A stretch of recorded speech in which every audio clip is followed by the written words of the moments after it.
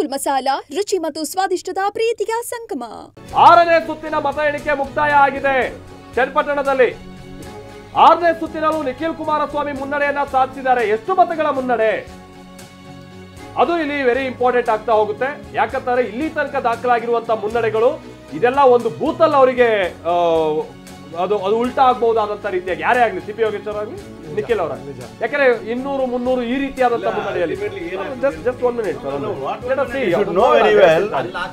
6ನೇ ಸುತ್ತಿನ ಮತ ಎಣಿಕೆ ಮುಕ್ತಾಯ ಆಗಿದ್ದು 6ನೇ ಸುತ್ತಿನಲ್ಲೂ ನಿಖಿಲ್ ಅವರು ಮುನ್ನಡೆಯನ್ನ ಸಾಧಿಸಿದ್ದಾರೆ. ಎಷ್ಟು ಮತಗಳ ಮುನ್ನಡೆ ಅನ್ನುವಂಥದ್ದು ಇನ್ನಷ್ಟೇ ಗೊತ್ತಾಗಬೇಕಾಗಿರುವಂತಹ ಸಂಗತಿ. 6ನೇ ಸುತ್ತಿನಲ್ಲಿ ಮತ ಎಣಿಕೆ ಮುಕ್ತಾಯ ಆಗಿದ್ದು ಸಿಪಿ ಯೋಗೇಶ್ವರ್ ಅವರು 6ನೇ ಸುತ್ತಿನಲ್ಲೂ ಕೊಂಚ ಹಿನ್ನಡೆಯನ್ನ ಅನುಭವಿಸಿದ ರೀತಿಯ ಕಂಡುಬರ್ತಾ ಇದೆ. ನಿಮ್ಗೆ ಗೊತ್ತಿರಲಿ, ಮೊದಲ 3 ಸುತ್ತುಗಳಲ್ಲಿ ಸಿಪಿ ಯೋಗೇಶ್ವರ್ ಮುನ್ನಡೆಯನ್ನ ಕಾಯ್ದುಕೊಂಡಿದ್ದರು. ನಂತರದ 3 ಸುತ್ತುಗಳಲ್ಲಿ ನಿಖಿಲ್ ಕುಮಾರಸ್ವಾಮಿ ಮುನ್ನಡೆ ಕಡೆಗೆ ಸಾಗ್ತಾ ಇದ್ದಾರೆ.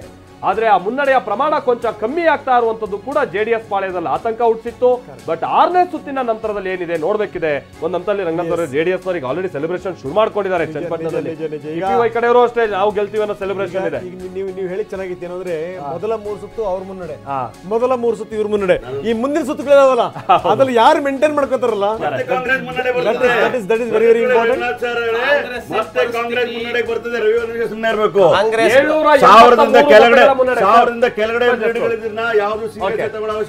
ನಿಖಿಲ್ ಕುಮಾರಸ್ವಾಮಿ ಅವರು 30,674 ಮತಗಳನ್ನ ಪಡೆದಿದ್ರೆ ಸಿಪಿ ಯೋಗೇಶ್ವರ್ ಅವರು ಅದಕ್ಕಿಂತ 700 ಮತಗಳ ಹಿನ್ನಡೆಯಲ್ಲಿದ್ದಾರೆ ಅಷ್ಟೇ. ಏನ್ ಬಹಳ ವ್ಯತ್ಯಾಸ ಅಲ್ಲ. 1000ಕ್ಕಿಂತ ಕಡಿಮೆ ಇದ್ದ ಸಂದರ್ಭದಲ್ಲಿ ಒಂದು ಬೂತ್ ಅಲ್ಲಿ ಬದಲಾವಣೆ ಆದ್ರೂ ಕೂಡ ಬದಲಾವಣೆ ಒಂದು ಓಟಿಂದ ಗೆದ್ರು ಕೂಡ ಗೆಲುವೆ ಸುಂದರಿ. ನಾವು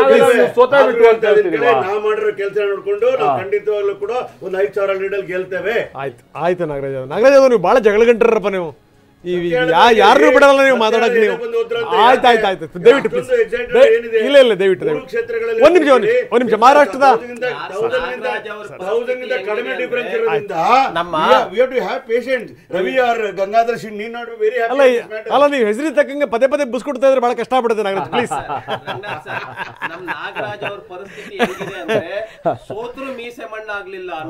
ಅಲ್ಲ ನೋಡಿ ಜಾರ್ಖಂಡ್ ನಲ್ಲಿ ಬಿಜೆಪಿ ಪ್ಲಸ್ ಮತ್ತೆ ಕಾಂಗ್ರೆಸ್ ಪ್ಲಸ್ 40 ಅಲ್ಲಿಗೆ ಬಂದಿದೆ. ಈಗ ಮತ್ತೆ ವಿವರಗಳನ್ನು ಕೊಡ್ತಾ